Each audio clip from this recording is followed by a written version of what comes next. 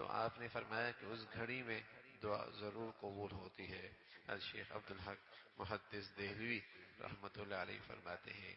کہ یا تو وہ گھڑی خطبہ پڑھنے کے وقت سے نماز ختم ہونے تک ہے، وہ گھڑی ہے کون سی اس کی تعیین آپ نے نہیں فرمائی، جیسے شب قدر کی آپ نے تعیین نہیں فرمائی، اس کی بھی تعیین نہیں فرمائی، یا یہ کہ وہ گھڑی اخیر دن میں ہے۔ اور اس دوسری بات کو بہت بڑی جماعت نے پسند کیا، اختیار کیا، بہت سی صحیح احادیث میں اس میں تائید بھی ہے۔ اب فرماتے ہیں کہ یہ روایت صحیح ہے کہ فاطمہ رضی اللہ تعالیٰ عنہ جمعے کے دن کسی خادمہ کو حکم دیتی تھی کہ جب جمعے کا دن ختم ہونے لگے تو مجھے خبر کر دینا تاکہ اس وقت میں ذکر اور دعا میں مشغول ہو جاؤں۔ تو اس سے بھی تائید ہوتی ہے کہ وہ گھڑی آخری دن کے اخیر کا وقت ہے، اور اللہ کے نبی صلی اللہ علیہ وسلم نے اس وقت کی تعیین نہیں فرمائی۔ یہ بات بھی پیش نظر ہو سکتی ہے کہ یہ پورا دن ہی کچھ اس انداز سے گزرے کہ اس میں دعا،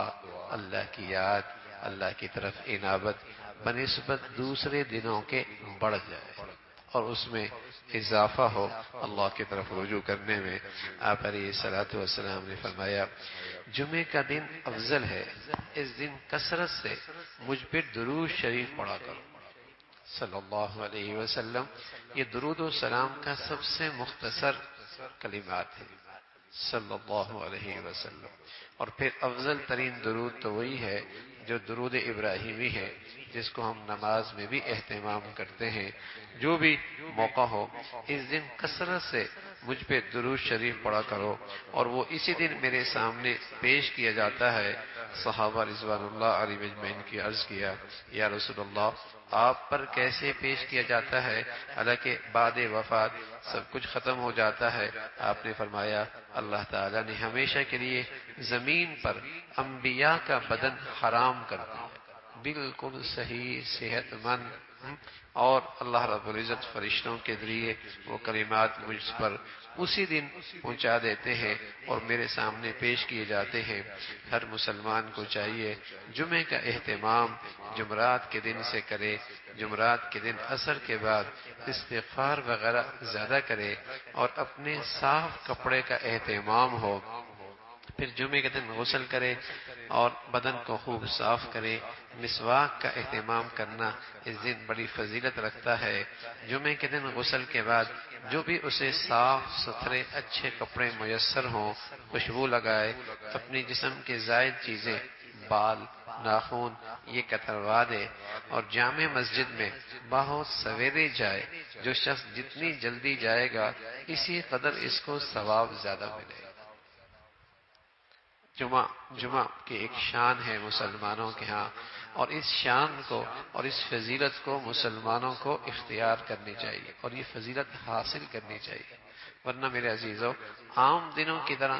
جمعے کا ایک دن بن جائے، جیسے چند لمحوں کے لیے مسجد میں گئے اور ظہر پڑھی اور نکل گئے، اور چند لمحوں کے لیے جمعے کے اندر بھی گئے اور بڑی مشکل سے 2 رکعتیں ملی اور نکل گئے، تو وہ جمعے کی فضیلت سے محروم رہتا ہے۔ جمعے کا اہتمام ہے، جمعے کی ایک نشان ہے۔ رسول اللہ صلی اللہ علیہ وسلم نے اسی کی طرف اپنی امت کو توجہ دلائی کہ جمعے میں ان تمام تیاریوں کے ساتھ جامع مسجد میں سویرے جائے، اور جو شخص جتنی جلدی جائے گا اسی قدر اس کو ثواب ملے گا۔ جمعے کی نماز کے لیے پیدل جانے پہ اور ہر قدم پر 1 سال روزہ رکھنے کا ثواب ملتا ہے۔ سبحان اللہ۔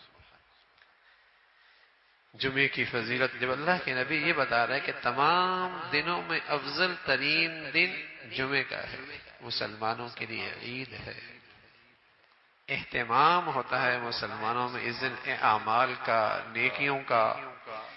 جیسے عید کی دن آتی ہے، اب اس کا اہتمام تو موجود ہے کہ آدمی عید سے پہلے ہی جوتے دیکھتا ہے، کپڑے دیکھتا ہے، اپنے جسم کے بال دیکھتا ہے، سب چیزوں کا اہتمام کرتا ہے،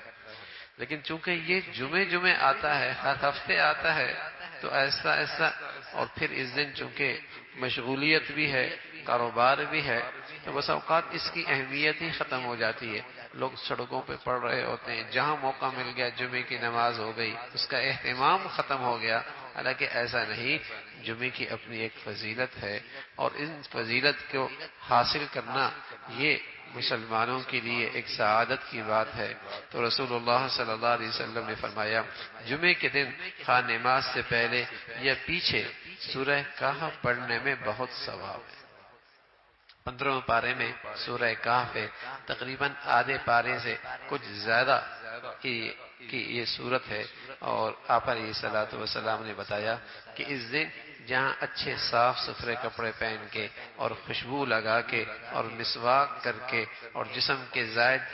بال اور چیزیں صاف کر کے مسجد میں جلدی آنا ہے، وہاں درود شریف کی کثرت کے ساتھ ساتھ سورہ کہف پڑھنے کی بھی بڑی فضیلت ہے، چاہے وہ جمعے کی نماز سے پہلے پڑھ لے اور چاہے وہ جمعے کی نماز کے بعد اس کی تلاوت کر لے۔ نبی علیہ الصلوۃ والسلام نے اس کی فضیلت بتائی ہے، آپ نے فرمایا جمعے کے دن فجر کی نماز میں سورہ الف لام میم سجدہ اور سورہ دہر پڑھتے تھے آپ علیہ الصلوۃ والسلام، لہذا ان صورتوں کو جمعے کے دن فجر کی نماز میں پڑھنا مستحب ہے، کبھی کبھی ترک بھی کر دیں تاکہ لوگ اس کو واجب ہونے کا خیال نہ ہو۔ جیسے الحمدللہ ابھی آپ نے تلاوت سنی، تو فجر کی نماز میں آپ علیہ الصلوۃ والسلام عام طور پہ الف لام میم سجدہ پہلی رکعت میں اور دوسری رکعت میں سورہ دہر پڑھا کرتے تھے، اور کبھی کبھی فرمایا ترک بھی کر دیا کرتے تھے تاکہ لوگ یہ نہ سمجھیں کہ یہ شاید واجب ہے اور بہت ہی ضروری ہے، اس لیے آپ علیہ الصلوۃ والسلام نے اس کو اس انداز سے